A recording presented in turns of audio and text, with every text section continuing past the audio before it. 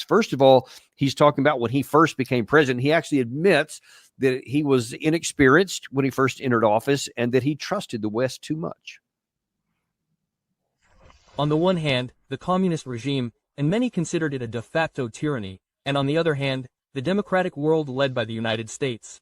And many thought so, including me. Oddly enough, I worked for so many years, almost 20 years, in the intelligence of the Soviet Union. I also thought so, that the main contradiction was of an ideological nature.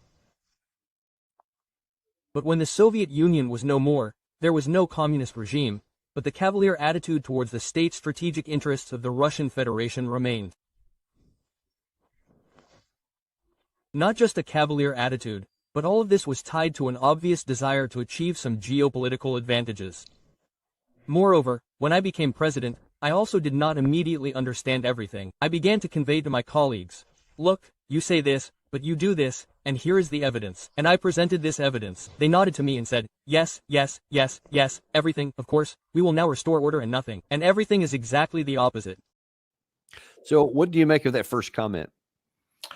I think there's no question that if you look at how the Clinton administration dealt with Boris Yeltsin, who was the Russian president in the 90s, it's very clear that the Clinton administration went to great lengths to accommodate the Russians and not to pick a fight at all with the Russians.